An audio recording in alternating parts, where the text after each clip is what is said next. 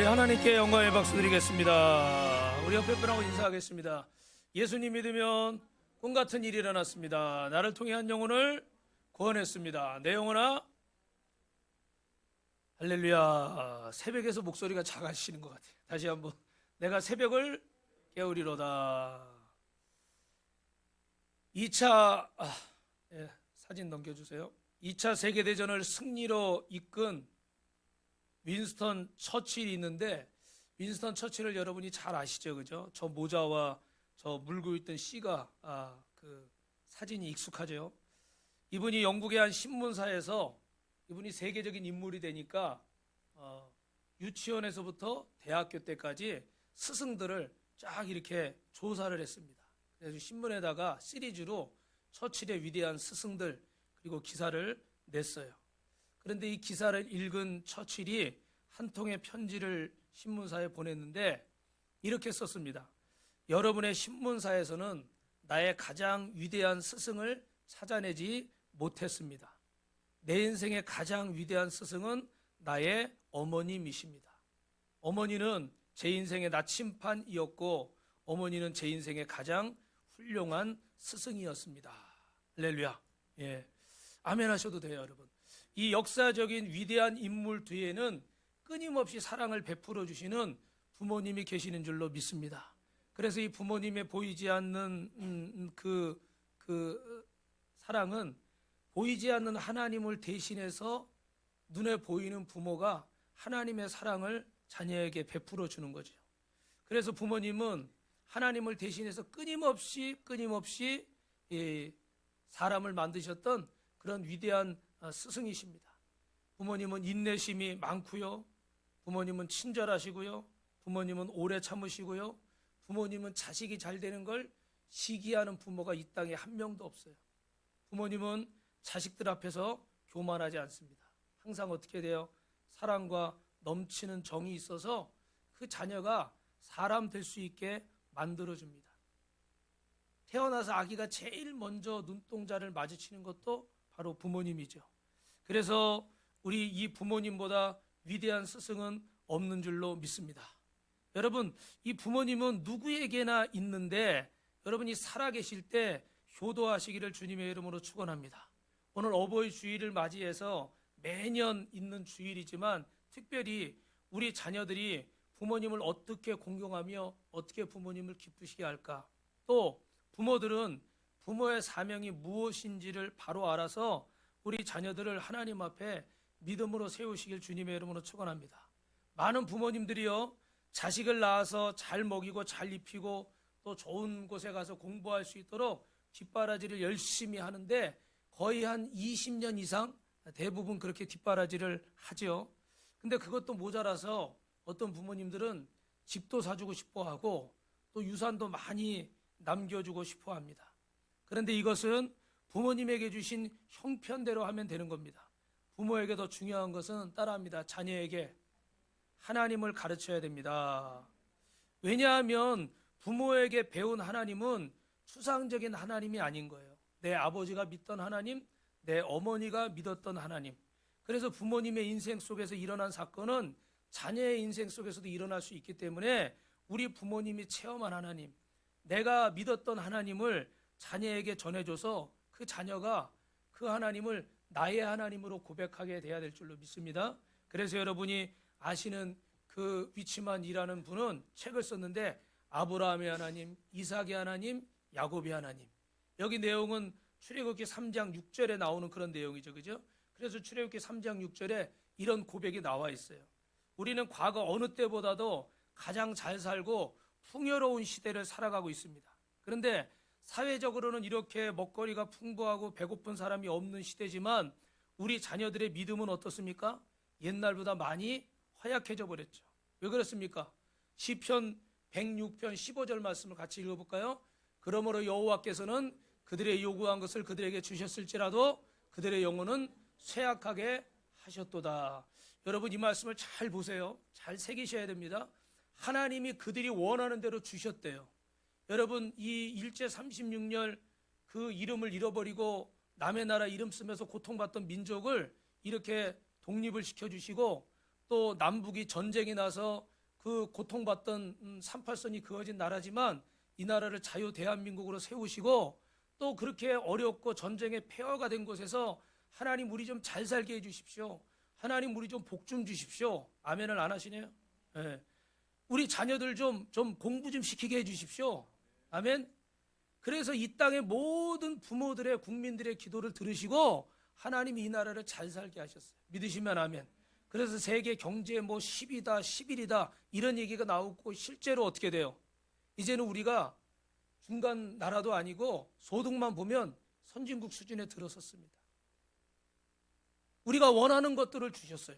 요구한 것들을 그들에게 주셨어요. 그런데 주셨을지라도 그들의 영혼은 어떻게 돼요? 쇠약해져 가는 거예요. 여러분 이 말씀을 오해하지 말고 잘 들어보세요. 솔로몬이 하나님 앞에 구하는데 뭘 구했다고 그래요?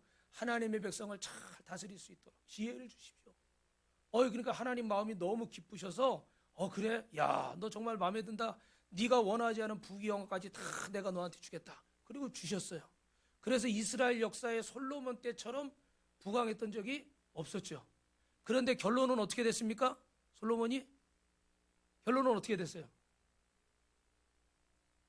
대답하시 곤란하십니까? 결론은 어떻게 됐어요? 결론은 망한 거죠. 왜냐하면 온 천지가 우상 천지가 돼버렸어요. 그죠? 자기의 정치적인 나라를 부강하기 위해서 우리 사극 같은 데만 정략 결혼을 해가지고 애굽의 공주를 데려오고 어느 나라의 공주를 데려와서 처첩이 1000명이나 됐대요.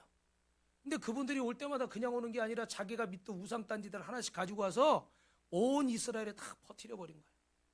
그래서 솔로몬의 마지막은요 아주 비참한 거예요. 그러니까 하나님이 진노하셔서 이 나라를 멸망시키고 싶은데 다윗과 한 약속이 있어서 네 아버지와의 약속 때문에 너의 때는 멸망하지 않겠지만 네 자식 때는 이 나라가 둘로 나눠질 것이다. 그래서 여러분 북이스라엘과 남유다로 나눠졌죠. 기억하시죠 여러분? 옆 사람 보세요. 전혀 모르시는 것 같아요. 처음 듣는 것처럼 들으시네요. 나라가 나눠졌어요. 근데 결국은 사실은 이건 솔로몬의 잘못 때문에 있는 일이에요. 그 아버지 다윗 때문에 자신의 때는 나라가 이렇게 갈라지지 않았지만 결국은 솔로몬의 잘못입니다. 그럼 여러분 여기 뭐가 문제가 있을까요? 하나님이 기뻐하실 정도로 정말 귀한 것을 구해서 하나님의 지혜를 구해서 하나님의 백성 잘 통치할 수 있게 해달라고 하나님 너무 기쁘셔서 복을 주셨어요. 그런데 중요한 건 복을 받은 자들이 이 솔로몬이 어디에 썼을까요? 제가 좀 전에 말씀드렸죠. 그죠? 정치적으로 정략적으로 자기가 나라를 든든히 세우고 더 부강하고 싶으니까 계속 처첩들을 드리는 거예요. 외국에서. 그러니까 그 나라가 겉으로는 부강한 나라였을지 모르지만 영적으로는 어떻게 된 거죠? 다 망해가는 거죠. 그러니까 결국은 그 결과가 자식 때에 나타났지만 사실은 누구 때문에 나타난 거예요? 솔로몬 때문에 나타난 거예요. 이 나라를 잘 살게 해달라고 그렇게 기도해서 그렇게 새벽 기도하고 그렇게 철야 기도하고 그렇게 금식 기도하고 그렇게 하나님 앞에 열심을 품고 어려울 때 그냥 시골에서는 그냥 몇십 킬로씩 걸어가서 그냥 새벽 예배 드리고 주일 예배 드리고 그런 이 민족을 귀하게 여기셔서 하나님이 복을 주셨는데 어떻게 돼요? 이 복을 하나님의 영광을 위해서 사용하지 않고 솔로몬은 자신이 받은 이 복을 누구를 위해 사용했습니까? 결론만 하면 자기를 위해 사용한 거죠. 그죠? 자기를 위해 사용한 거예요. 오늘 우리도 마찬가지라는 거예요. 하나님에게 복 달라고 해서 하나님 복을 주셨는데 건강 주셨는데 물질 주셨는데 재능 주셨는데 누굴 위해 사용해요? 나만을 위해 세상 것을 구하는 데 사용하는 거예요. 그러니까 어떻게 돼요? 그 영혼이 쇠약하게 하셨도다. 이게 여러분 상당히 어려운 말입니다. 아니 원하는 걸 주셨으면 우리가 잘 돼야 되잖아요. 그죠? 구하는 걸 받았으면 잘 돼야 되잖아요. 그런데 그 끝은 반대인 거예요. 왜요? 하나님이 주신 것을 가지고 하나님이 원하시는 삶을 살지 않았다는 거예요. 그러니까 우리 자녀들이 이렇게 풍요로운 세상에 살고 있지만 그 영혼이 점점 파리해져 가고 영적으로는 어두워져 가고 우리 자녀들에게 믿음의 간증이 없습니다. 저는 우리 성도들 중에 우리 청년들이나 우리 학생들 중에 그런 간증들이 나올 때 참 은혜스러운데 어떤 분은 어떤 청년은 이렇게 작년 겨울에 눈이 많이 왔잖아요. 그죠? 그래서 이렇게 운전하는 직업을 가지고 있는 아버지 때문에 열심히 이렇게 그날 사고 없이 무사히 돌아오게 달 기도를 했는데 그날 진짜 아버지가 사고 없이 무사히 잘 들어와서 그 전에 또 눈 많이 왔을 때 막 사고가 많이 나고 그러니까 그런 기도를 했는데 하나님이 그 기도를 들어주셨습니다. 할렐루야. 네. 그러니까 자녀가 은혜를 받는 거예요. 무슨 생각을 하겠어요? 내가 하나님을 잘 믿어야 되겠다 생각할까요? 대충 믿어야 되겠다 생각할까요? 당연히 하나님 살아계시구나. 나 하나님 잘 믿어야 되겠다. 하나님이 내 기도를 들어주시는구나. 할렐루야. 또 어떤 분에게 물어봤어요. 언제 성령 받고 언제 방언을 받았습니까? 중고등부 때 학생회 수련회 가서 은혜를 받았습니다. 방언을 받았습니다. 할렐루야. 주님을 만나는 간증들이 우리 자녀들에게 있어야 돼요. 근데 이런 믿음이 계승되지 않고 있어요. 왜 이 믿음이 자녀들에게 계승되지 않고 있을까요? 왜 부모의 믿음이 자식에게 전달되지 않고 있을까요? 결론은 이렇습니다. 여러분 이 드라마 기억하세요? 씩 웃는 분도 있고 난 안 봤어요 이런 표정을 짓는 분도 있고 뭐 작년인지 재작년인지 제가 정확히 모르겠지만 JTBC에서 저 드라마를 방영했는데 한때 굉장히 인기가 있었던 드라마 같아요. 그죠? 근데 결론은 뭐예요?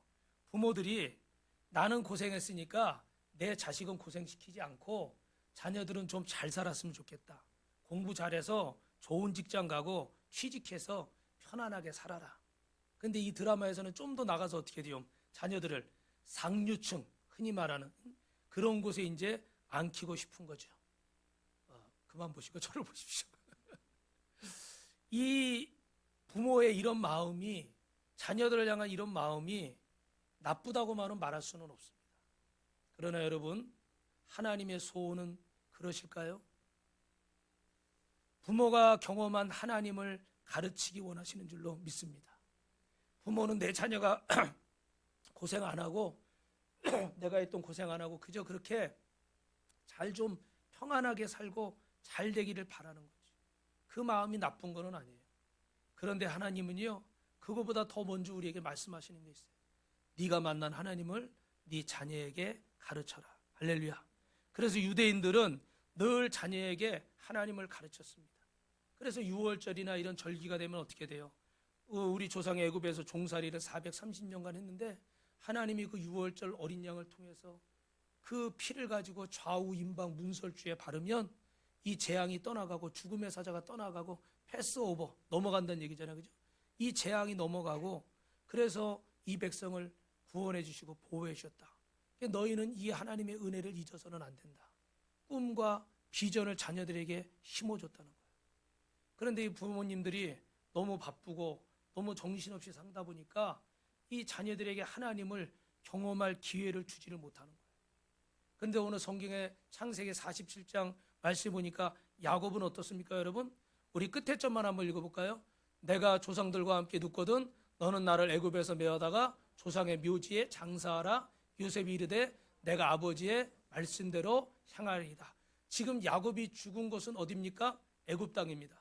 그런데 우리 조상의 묘지는 어딜까요? 가나안 땅이겠죠. 약속의 땅이겠죠. 그래서 나는 지금 애굽에서 죽었지만 가나안 땅 약속의 땅에다 나를 가서 묻어줘라. 근데 여러분 거리로 보면 이 애굽에서 가나안까지는 300km 정도 돼요. 300km. 여러분 300km면 여기서 부산 가는 것보다 조금 더 적겠죠. 그죠? 어마어마한 거리예요. 지금처럼 차가 있는 게 아니잖아요. 그죠? 그러니까 걸어서 낙타 끌고 이렇게 가야 되니까 뭐 시신을 가지고 이렇게 뭐 말 타고 달릴 수는 없을 거 아니에요. 그죠? 그러니까 며칠 길을 이렇게 가야 되는 겁니다. 그래서 이 약속의 땅을 향해서 이런 장례 행렬이 며칠을 가서 그곳에서 장례를 치러야 되는 거예요.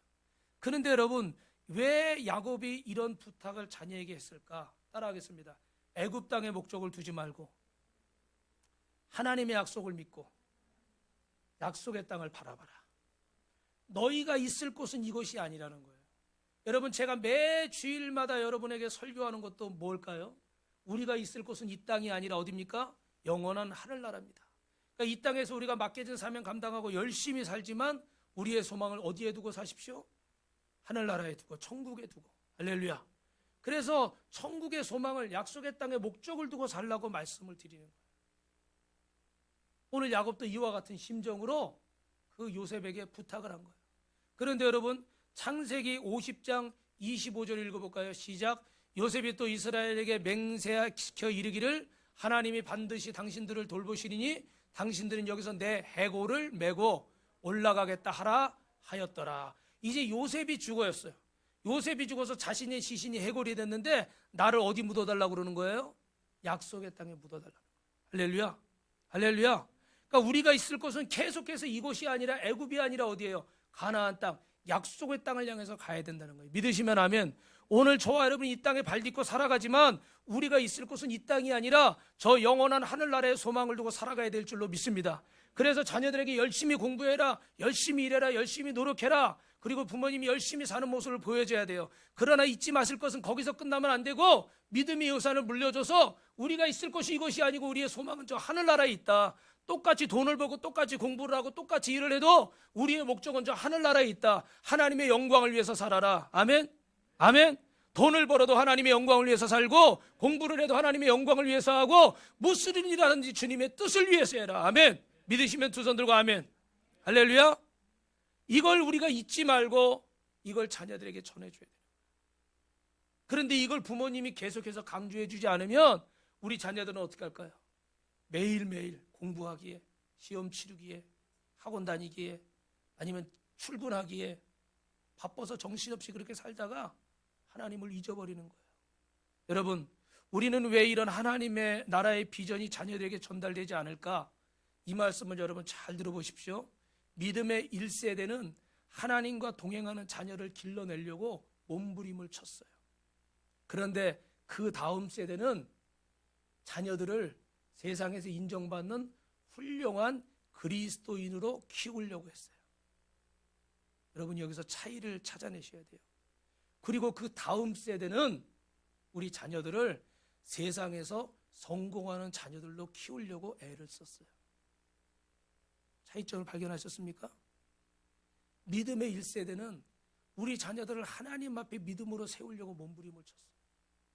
근데 그 다음 세대는 조금 형편이 좋아지니까 그래, 그러면 믿음의 사람들이지만 세상에서도 인정받는 믿음의 사람들이 되라. 좋은 의미죠, 그죠?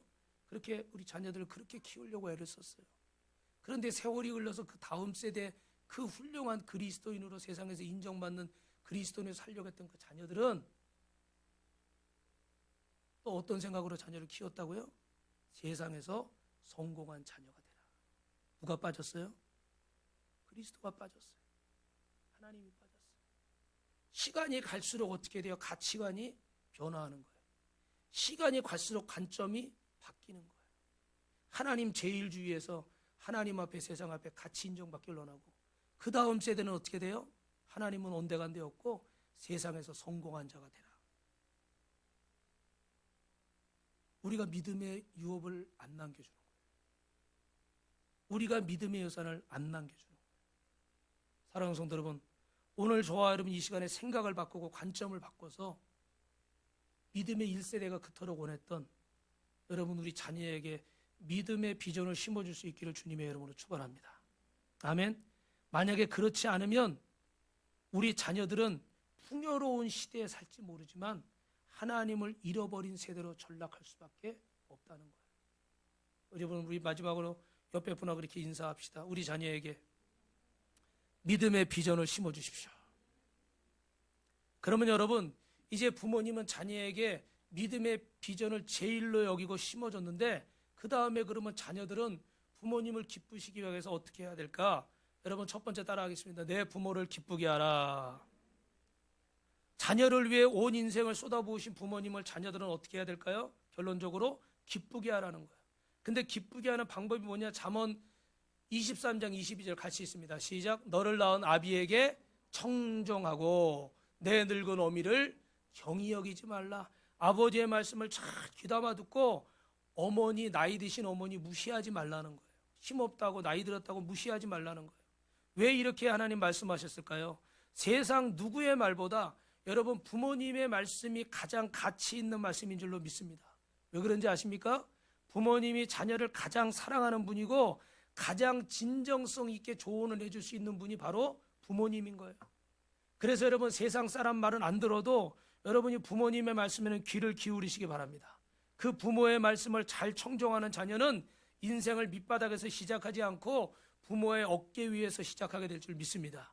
무슨 얘기냐면 여러분 우리가 이 시대에 뭐 인문학이나 고전 서적들을 많이 읽으라고 그러잖아요. 그죠? 그래서 여러분 저 시카고 대학 같은 경우는 예전에 굉장히 막 다 망가진 그런 학교였습니다. 근데 허친스 총장이 그 총장이 되면서 이 학교를 어떻게 살릴까 그래서 그 재학생들에게 졸업하기 전에 고전 서적, 인문학 서적을 100권씩 읽으면 상을 줬어요. 그래서 온 학교가 이 인문학 서적 고전들을 읽기 시작했습니다. 그러니까 사람들의 머리가 깨어지고 학생들의 이 수준이 높아지니까요. 지금은 시카고 대학이요. 명문 대학에 들어가요. 전혀 모르시는 눈치네.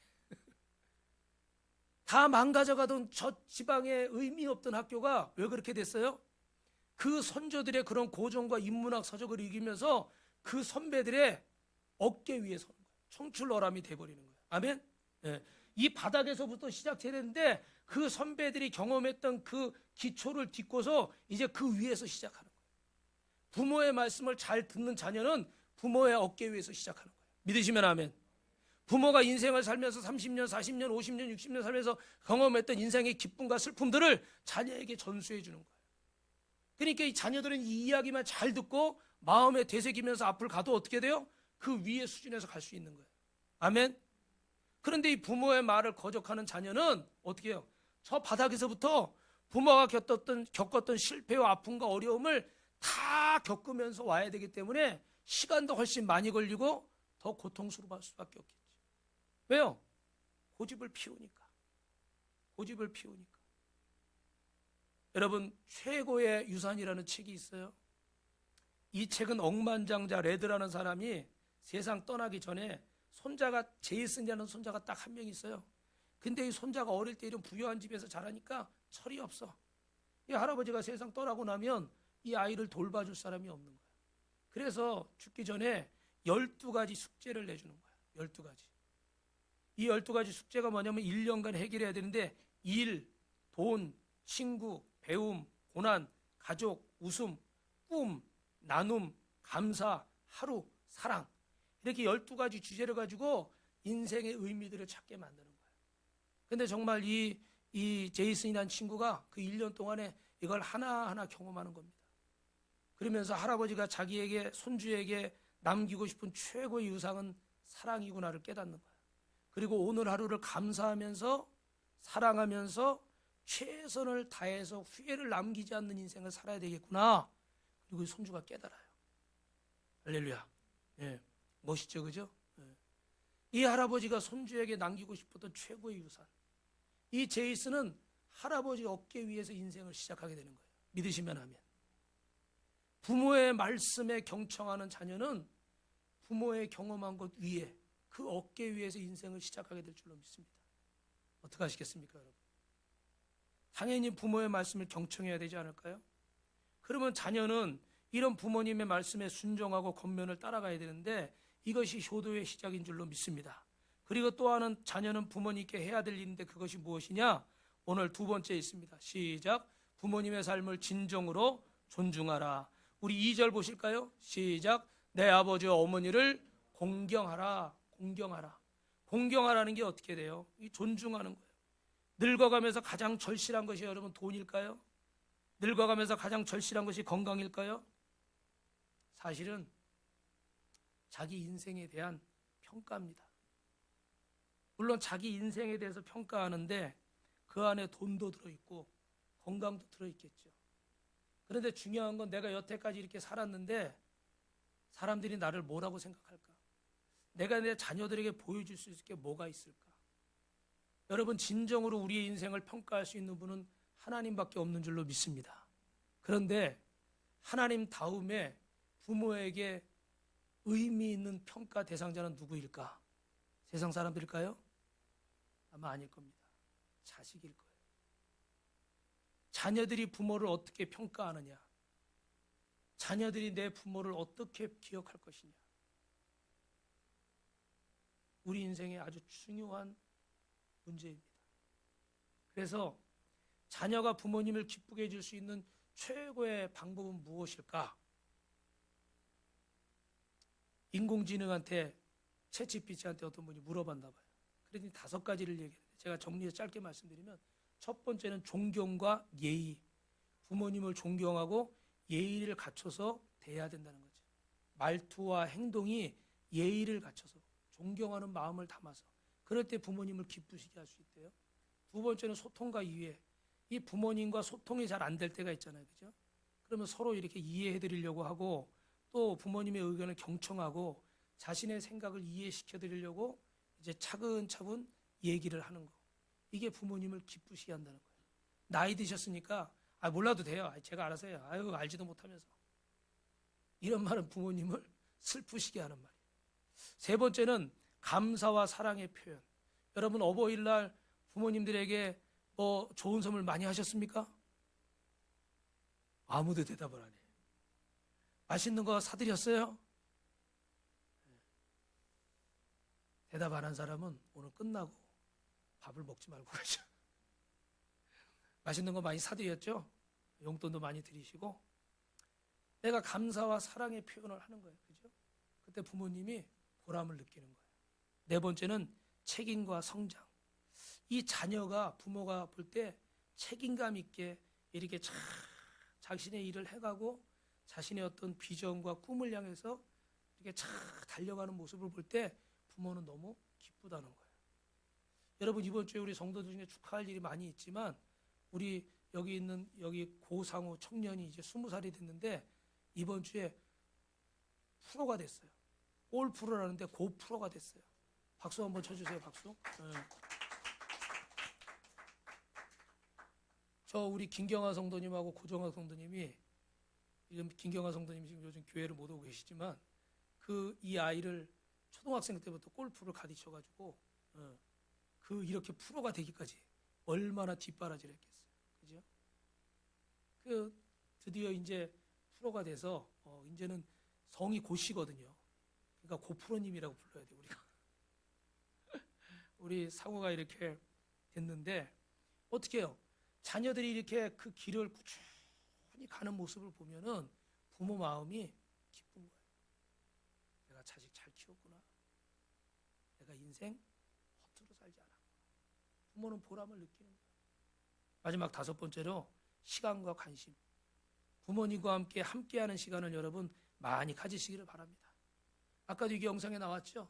이 40개월 미만의 아이들 언제 안아줬습니까? 사랑한단 말은 언제였습니까? 자는 모습을 본 적이 있습니까? 뭐 당신의 핸드폰이나 지갑이나 뭐 책상이나 이런데 뭐 아이의 사진이 있습니까? 잘 썼어요. 근데 이걸 아버지로 바꾼 거야. 아버지를 안아준 적이 있습니까? 아버지에게 사랑한단 말을 한 적이 언제입니까? 당신에게 아버지의 사진이 뭐 있습니까? 그러니까 어떻게 다들 표정이 심각해. 내 새끼 이쁜 줄은 아는데 내 아버지 어머니가 나를 그렇게 키웠다는 건 잊어버리고 사는 거예요. 그래서 실수하는 거죠. 내 새끼 이쁜 줄은 알면서 내 부모가 나를 그렇게 키웠다는 건 잊어버리고 사는 거예요. 그래서 부모님 자는 모습도 못 보고 내 핸드폰이나 내 책상에 부모님 사진은 없고 그런 거죠. 그래서 부모를 기쁘시게 하려면 부모님과 이 시간과 또 관심을 많이 가지시길 주님의 이름으로 축원합니다. 그래서 여러분 부모님을 위해 자녀가 해줄 수 있는 최고의 말은 뭐예요? 아버지 어머니 열심히 잘 사셨습니다. 저는 어머니 아버지를 누구보다도 더 존경합니다. 제가 잘 아는 목사님인데 이 목사님하고 이렇게 코로나 때 이분이 담낭 수술을 하셔서 제가 어떻게 간호를 해야 되는 그런 때가 있었어요. 그런데 이분이 병원에서 이제 죽음을 눈앞에 둔 그런 수술들을 이게 수술이 또 잘못돼서 이틀 만에 또 재수술을 하고 굉장히 고통을 많이 받았어요. 그러는 상황 가운데서 이분이 너무 괴로운데 이제 막 죽음이 눈앞에 막 왔다 갔다 하는 거야. 이 영혼의 두려움이 생기는 거야. 그래서 이 딸과 결혼한 딸과 출가한 딸과 이렇게 화상 통화를 하다가 아빠가 지금 이런 상황이 되니까 너무 두렵다. 내가 하나님 앞에서 정말 똑바로 살았는가? 내가 하나님을 만나게 된다면 과연 주님이 나에게 뭐라고 말씀하실까? 내가 마음이 너무 지금 불안하고 두렵다. 이런 얘기를 하셨나 봐.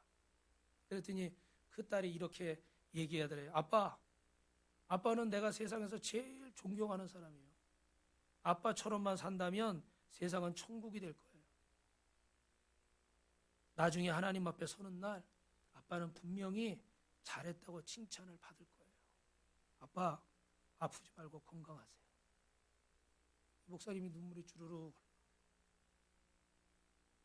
다른 어떤 사람의 인정보다 누구의 인정이 더 가치가 있는 거예요?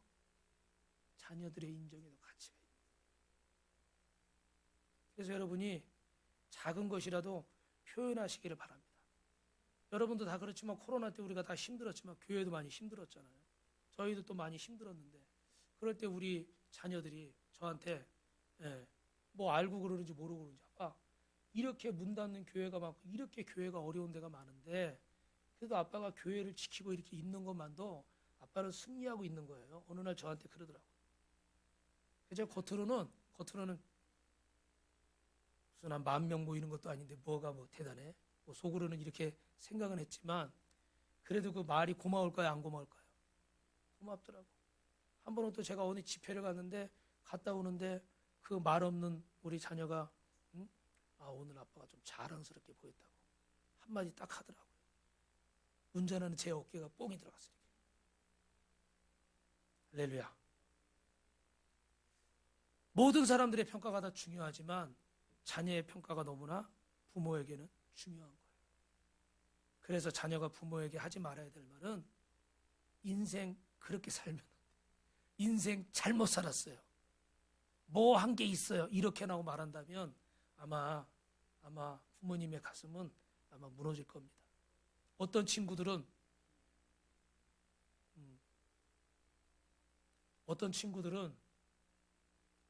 존경하는 사람이 뭐냐 누구냐 물어보면은 유명한 사람들이 막 얘기해요. 외국인들을 막 얘기해요. 그죠? 그런데 부모님의 이름을 얘기 안 하는 분들이 많더라고요. 너무 가까워서 너무 대단하지 않아서 그렇게 느끼실 수도 있겠지만 사실은 정말 멋있는 자녀라면 누구를 제일 존경합니까? 라고 말하면 저희 어머니요. 저희 아버지요. 할렐루야. 그렇게 말해서 만약에 흉보는 사람이 옆에 있다면 그 사람과 얘기 안 하셔도 돼요. 그 옆에 있는 사람은 좀 생각이 좀 짧은 사람이에요. 근데 내 부모님을 존경하고 내 아버지를 존경합니다. 그렇게 말할 때 옆에서 고개를 끄덕이고 감동할 수 있는 사람이라면 그 사람은 좀 수준이 되는 사람. 할렐루야. 여러분 말씀을 정리하면서 마지막으로 우리는 이 날 낳아주신 부모님을 공경할 때 하나님은 이 자녀들을 어떻게 축복하실까? 여러분 세 번째입니다. 따라 하실까요? 약속 있는 첫 계명이니라. 우리 골로새서 3장 20절에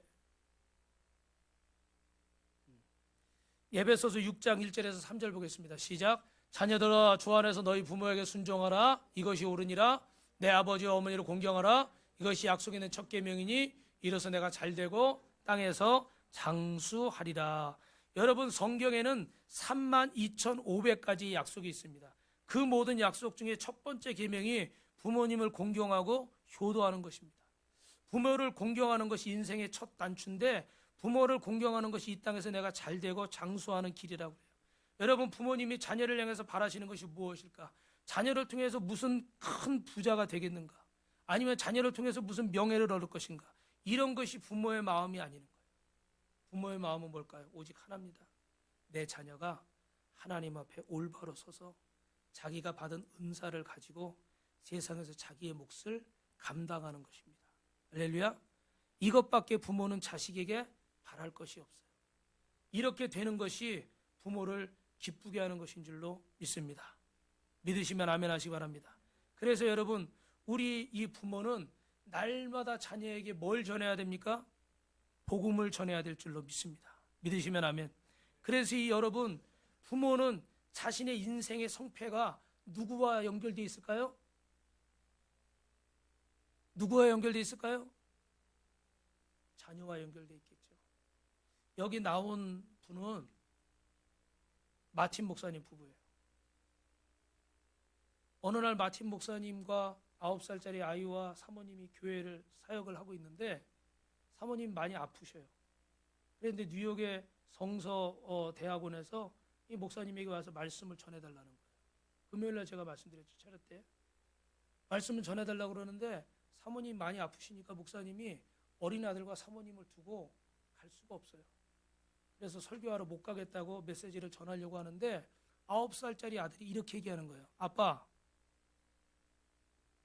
아빠가 그곳에 가서 말씀을 전하는 것이 하나님의 뜻이라면 하나님이 엄마와 저를 지켜주시지 않겠어요? 9살짜리 이렇게 얘기하는 거예요. 그러니까 이 마틴 목사님이 어떻게 됐을까요? 정신이 번쩍 드는 거예요. 그래서 그날 가서 말씀을 잘 전하고 많은 영혼들이 회심하고 돌아온 줄로 믿습니다. 그리고 사모님은 이 장면을 보면서 이 곡을 쓴 거예요. 가사를 쓰고 거기다가 마틴 목사님이 곡을 붙여서 작곡을 했어요. 그게 찬송가 382장이죠. 너 근심 걱정 말아라. 주 너를 지키리. 할렐루야. 이 부모님 마틴 목사님 마음, 이 사모님 마음이 어땠을까요? 이 자녀를 보면서 너무 기쁜 거예요. 아, 우리가 믿음의 삶을 그래도 부족하지만 잘 살아왔구나. 왜요? 이 아이의 고백을 통해서 부모님은 희망이 생기는 거예요. 믿으시면 아멘. 이 어버이날 우리 자녀들은 부모님을 공경하고 청종하고 기쁘시게 해드리고 또 우리 부모님들은 이 자녀에게 마지막 주님이 나를 부르시는 그 순간까지 믿음의 유산을 물려줄 수 있기를 주님의 이름으로 축원합니다. 축원합니다.